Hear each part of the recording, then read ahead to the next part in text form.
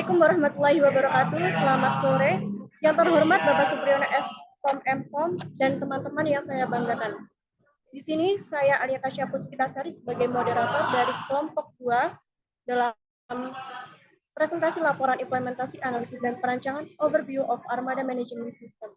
Di sini saya tidak sendiri, saya ditemani oleh teman-teman anggota dari kelompok 2, yaitu ada Muhammad Fauzin Sabani, ada Alia Tasya Puspitasari, Francisca Natasha, Ranindya Dukintari, Putri Zamzami, Prameswari Aulia, Novanizar, Nashwa Anindya, Ibnu Jaisul Rahman Faiz. Memasuki sesi selanjutnya, yaitu ada sesi pemaparan materi.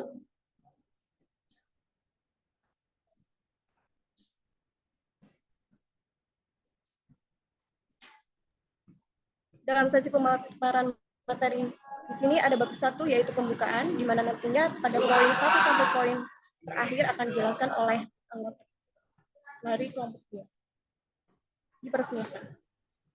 Yang pertama ada latar belakang yang berisi tentang perancangan flight management atau manajemen armada merupakan sebuah proses yang di dalamnya dapat mengatur pengolahan dan pengawasan pada kendaraan yang dimiliki oleh sebuah perusahaan sehingga dapat terpantau keamanan, efisiensi, dan produktivitasnya. Di era perkembangan teknologi yang semakin canggih, pengembangan sistem informasi menjadi perhatian khusus karena mampu memberikan efisiensi bagi sistem yang akan dirancang. Oleh karena itu mempermudah sebuah perusahaan dalam mengelola armada. Aplikasi ini dapat membantu dalam pengecekan kondisi, produktivitas, dan kelayakan armada melalui analisis yang dilakukan oleh sistem. Yang kedua ada tujuan yang akan dijelaskan oleh Ibnu. Yang kedua ada tujuan. Tujuan dari penyusunan laporan dan analisis armada manajemen sistem ini adalah sebagai berikut. Yang pertama, sebagai ujian akhir semester mata kuliah implementasi analisis dan perancangan. Yang kedua, sebagai alat bantu untuk mahasiswa membiasakan diri dalam melakukan analisis pada perancangan sebuah aplikasi. Yang ketiga, sebagai alat bantu mahasiswa dalam menganalisis isi dari armada manajemen sistem sehingga dapat mengetahui atribut hingga relasi yang dihasilkan dalam perancangan aplikasi tersebut. Yang keempat, sebagai alat bantu perusahaan dalam melakukan pengolahan armada. Yang kelima, sebagai alat bantu peningkatan efisiensi operasional armada.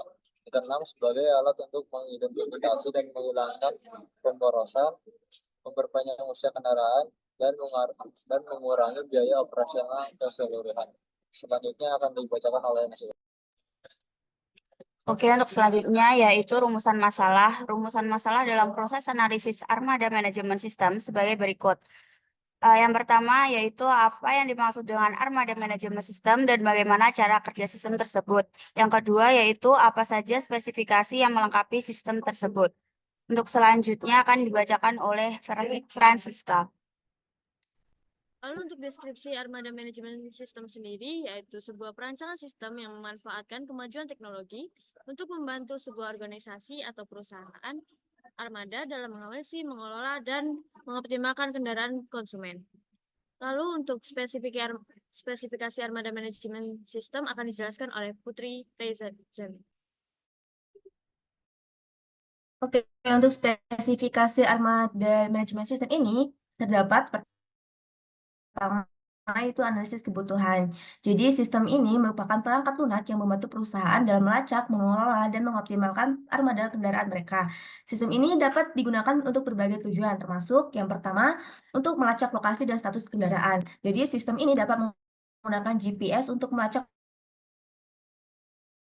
lokasi kendaraan secara real time. Hal ini dapat membantu perusahaan untuk memantau rute pengemudi, memastikan kepatuhan terhadap. Sistem ini dapat mengenal dan melacak biaya perbaikan mereka, konsumsi bahan bakar kendaraan mereka, dan juga untuk mengidentifikasi peluang untuk meningkatkan efisiensi. Hal ini dapat membantu perusahaan untuk menghemat uang dan mengurangi emisi gas rumah kaca. Lalu yang keempat ada meningkatkan keselamatan pengemudi. Jadi sistem ini dapat membantu perusahaan untuk memantau perilaku pengemudi dan mengidentifikasi potensi bahaya. Hal ini dapat membantu perusahaan untuk mengurangi kecelakaan dan meningkatkan keselamatan pengemudi mereka. Lalu yang terakhir ada mematuhi peraturan. Jadi sistem manajemen armada ini dapat membantu perusahaan untuk mematuhi peraturan yang berlaku untuk kendaraan. Jadi hal ini dapat membantu perusahaan untuk menghindari denda dan penalti. Untuk kebutuhan fungsionalnya akan dijelaskan lebih lanjut. Lalu untuk kebutuhan fungsional, yang pertama ada pelacakan lokasi dan status kendaraan. Yaitu sistem harus dapat melacak lokasi kendaraan secara real time, termasuk status kendaraan, misalnya seperti sedang mengemudi, berhenti, lalu ada expand mode. Yang kedua ada manajemen pemeliharaan dan perbaikan. Dalam sistem ini harus dapat melacak jadwal pemeliharaan kendaraan, memesan janji temu dengan bengkel, dan melacak biaya perbaikan. Lalu yang ketiga ada pelacakan konsumsi bahan bakar. Pada sistem ini, sistem harus dapat melacak konsumsi bahan bakar kendaraan dan mengidentifikasi peluang untuk meningkatkan efisiensi. Lalu yang keempat ada pemantauan perilaku pengemudi. Sistem harus dapat memantau perilaku pengemudi yang mengemudi dan mengidentifikasi potensi bahaya. Lalu yang kelima ada kepatuhan terhadap peraturan. Pada sistem ini harus dapat membantu perusahaan untuk mematuhi peraturan yang berlaku untuk kendaraan mereka. Lalu ada yang keenam ada manajemen order dan pengiriman. Sistem harus dapat membantu perusahaan untuk mengelola order dan pengiriman, termasuk melacak rute, mengoptimalkan pengiriman, dan memantau status pengiriman. Lalu yang ketujuh ada manajemen pengemudi. Sistem harus dapat membantu perusahaan untuk mengelola informasi, termasuk lisensi, pelatihan, dan jam kerja. Lalu yang kedelapan ada laporan dan analisis. Sistem harus dapat menghasilkan laporan dan analisis tentang data armada, seperti lokasi kendaraan, konsumsi bahan bakar, perilaku pengemudi, dan kinerja pengiriman. Lalu yang terakhir ada integrasi dengan sistem lain. Sistem harus dapat diintegrasi dengan sistem lain seperti sistem ERP, sistem akuntansi, dan yang terakhir ada sistem CRM. Lalu kebutuhan non-fungsional akan dijelaskan oleh Naswa. Untuk poin selanjutnya yaitu kebutuhan non-fungsional. Yang pertama, keamanan. Keamanan yaitu sistem harus aman dan terlindungi dari akses yang tidak sah, pencurian data, dan malware. Yang kedua, ketersediaan. Untuk ketersediaan ini yaitu sistem harus tersedia 24/7 dan dapat diakses dengan mudah oleh pengguna yang berwenang. Yang ketiga adalah skalabilitas, yaitu sistem harus dapat diskalakan untuk mengakomodasi armada dengan berbagai ukuran dari beberapa kendaraan hingga ratusan atau bahkan ribuan kendaraan. Yang keempat yaitu kinerja, sistem harus dapat beroperasi dengan cepat dan efisien bahkan saat menangani volume data yang besar. Yang kelima, kemudahan penggunaan yaitu sistem harus mudah digunakan dan dipahami oleh pengguna dengan antarmuka yang intuitif dan pelatihan yang memadai. Yang keenam yaitu keandalan, sistem harus dapat beroperasi dengan andal dan bebas dari error dengan minimal downtime. Yang terakhir yaitu pemeliharaan, sistem harus mudah dipelihara dan diperbarui dengan dokumentasi yang jelas dan dukungan yang tersedia. Untuk selanjutnya dibacakan oleh Baik, selanjutnya ada desain sistem. Nah, desain sistem ini sendiri dibuat atau didesain dengan tujuan untuk memberikan perhatian lebih untuk para konsumen dan para pengguna supaya nantinya mereka lebih tertarik untuk menggunakan website yang sudah kami rancang. Nah, pada halaman home sendiri di sini ada nama dari perusahaan kami yaitu Run Auto Garage. Kemudian di situ ada deskripsi, pusat jual beli, rental, dan juga perawatan mobil. Nah, pada desain website kami juga di situ ada home, pesan mobil, rental mobil, servis berkala, dan juga branch. Yang nantinya pengguna atau user bisa menggunakan fitur-fitur tersebut atau pilihan tersebut untuk bisa mendirect ke kebutuhan yang sedang mereka butuhkan. Kemudian pada gambar selanjutnya di situ juga ada deskripsi dari nama perusahaan kami. Di situ terdapat deskripsi mengenai Run Auto Garage, di mana Run Auto Garage ini sebuah usaha pusat jual beli, rental, dan juga perawatan mobil yang menyediakan layanan lengkap untuk memenuhi kebutuhan kendaraan bermotor dengan berbagai opsi pembelian dan penyewaan mobil serta layanan perawatan berkualitas tinggi. Run Auto Garage sendiri menjadi destinasi utama bagi pemilik mobil yang mengutamakan kenyamanan, keamanan, dan kualitas. Dengan tim yang profesional, yang berpengalaman, serta fasilitas yang modern dan auto garage, siap memenuhi segala kebutuhan pengguna dalam menjaga dan juga mengoptimalkan kinerja kendaraan para pengguna. Nah, untuk desain selanjutnya juga di sini ada pilihan di mana nantinya pengguna atau user bisa memilih jika ingin memesan mobil yang ingin dirental, kemudian mobil yang ingin dibeli, dan juga mobil yang akan diservis dengan ketentuan-ketentuan yang ada di dalam website kami. Kemudian untuk poin selanjutnya akan dijelaskan oleh pengamis. Baik, untuk desain user input dan output di aplikasi Flat Odo aplikasi ini, yang pertama kita bisa menambahkan new request atau new itu yang isinya data tipe mobil, kemudian pengemudi yang ada senior ataupun junior. Kemudian nanti akan masuk ke register ataupun downgrade.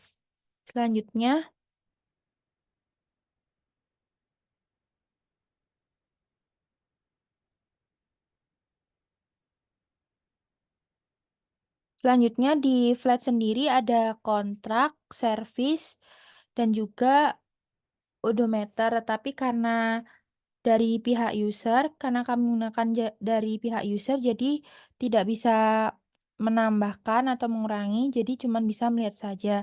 Untuk selanjutnya, di FD akan dibacakan oleh teman saya, Fauzan. Untuk data flow diagram atau diagram alir secara sederhananya seperti aliran user atau entitas lain dalam mengakses sistem informasi sebuah modul. Di sini otomatis di level 0 kami memasang di sistem informasinya dengan nama sistem informasi Fleet Car Workshop, yang mana di sistem informasi tersebut terdapat dua entitas, yaitu entitas administrator dan user.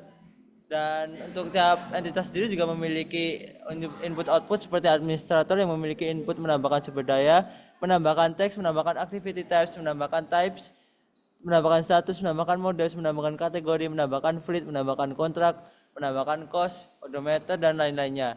Dan dari sistem informasi sendiri juga memberikan output untuk administrator seperti hak akses admin. Dan untuk entitas user sendiri, jika kita mengakses modul tersebut, sebenarnya user di sini memiliki akses yang mana terbatas, yaitu cuma bisa melihat daftar fleet, melihat daftar kontrak, melihat daftar service, mengubah data yang sudah ada, dan melihat daftar odometer. Nah, untuk sistem informasi otomatis memberikan hak akses user, tapi terbatas seperti yang saya sebutkan tadi. Dari sistem informasi data flow diagram level 0 tadi kita turunkan menjadi level 1 dan mengerucutkan flow-flow-nya menjadi beberapa flow seperti flow manajemen user, manajemen kendaraan, kontrak, service, odometer, dan manajemen biaya. Dan di level 1-nya otomatis masih sama untuk entitasnya seperti administrator dan user yang memiliki aksi untuk memasukkan data dan inputan mereka bakalan masuk ke database masing-masing seperti manajemen user dan manajemen kendaraan masuk ke manajemen user masuk ke database pelanggan, yang mana nantinya masuk juga ke database flow fleet yang paling pusat, dan manajemen kendaraan masuk ke database kendaraan, manajemen kontrak masuk ke kontrak, manajemen service masuk ke database service, manajemen odometer masuk ke odometer, dan manajemen biaya masuk ke biaya. Dan semua database tersebut dan flow-flow lain bakalan terarah untuk flow paling pusat, yaitu flow yang bernama fleet. Untuk selanjutnya untuk kelas use case diagram akan dijelaskan oleh teman saya Ranindya Dwi Kintari. Jadi di sini ada use case diagram. Use case diagram di sini menggambarkan hubungan antara pengguna dengan sistem yang dibuat. Di dalam use case diagram terdapat simbol orang yang menandakan aktor. Aktor ini entitas yang berinteraksi dengan sistem, dan simbol oval yang menandakan use case-nya. Use case ini adalah aktivitas yang dapat dilakukan aktor pada sistem. Nah, di sini terdapat dua aktor, yaitu admin dan user.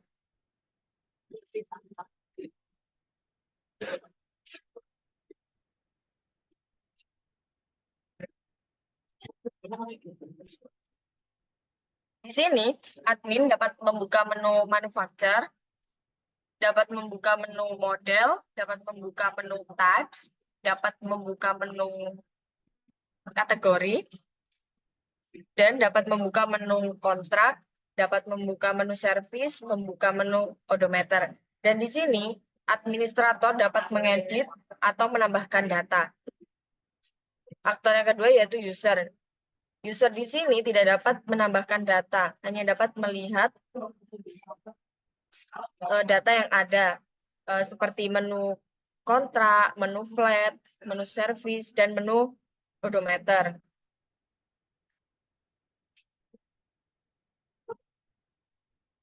Selanjutnya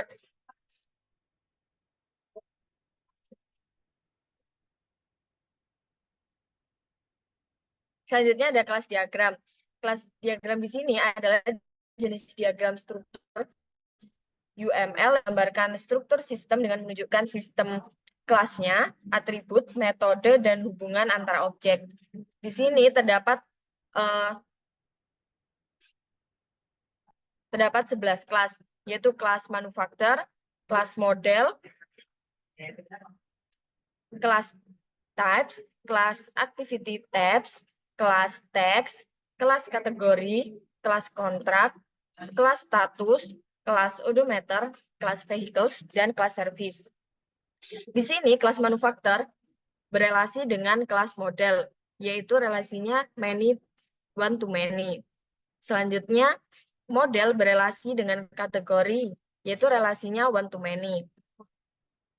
Dan model berelasi dengan vehicle, relasinya yaitu many to one.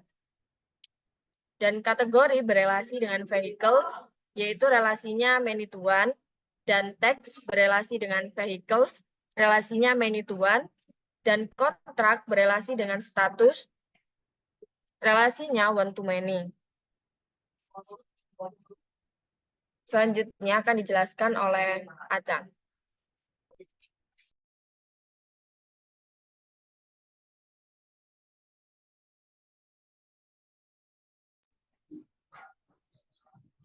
Baik, berdasarkan analisis dan implementasi perancangan pada fleet system management yang sudah kami rancang, dapat kami simpulkan bahwa sistem fleet management adalah perangkat lunak yang membantu melacak, mengelola, dan mengoptimalkan armada kendaraan. Dengan fitur GPS, sistem ini memonitor lokasi kendaraan untuk mengawasi rute dan mencegah pencurian. Sistem ini juga mengelola jadwal pemeliharaan dan memantau konsumsi bahan bakar untuk meningkatkan efisiensi dan mengurangi emisi, serta mengawasi perilaku pengemudi untuk meningkatkan keselamatan. Selain itu, sistem ini memastikan kepatuhan terhadap peraturan yang berlaku, membantu perusahaan menghindari denda, dan mendukung pengurangan biaya operasional serta risiko. Baik, harapan kami pada saat merancang aplikasi atau website ini adalah semoga nantinya fleet management system ini bisa berguna bagi lingkungan sekitar. Untuk itu, sekian presentasi dari kelompok kami. Kurang lebihnya kami mohon maaf sebesar-besarnya. Kami ucapkan terima kasih juga kepada Bapak. Kami ucapkan terima kasih juga kepada Bapak Supriyono karena sudah membimbing kami dalam proses pembelajaran, implementasi, analisis, dan perancangan. Semoga nantinya apa yang sudah Bapak sampaikan kepada kami bisa berguna untuk masa depan kami.